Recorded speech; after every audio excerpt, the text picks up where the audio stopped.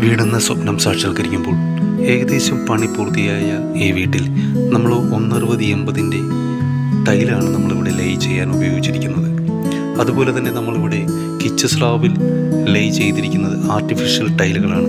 Kitchen വാളുകളാകട്ടെ നമ്മൾ 160-80 വലിയ സൈസിലുള്ള ടൈലുകളാണ് ഉപയോഗിച്ചിരിക്കുന്നത്. വാഷ് ബേസിൻ ഏരിയയിൽ നാനോ വൈറ്റ് എന്ന പ്രൊഡക്റ്റാണ് നമ്മളിവിടെ ഉപയോഗിച്ചിരിക്കുന്നത്.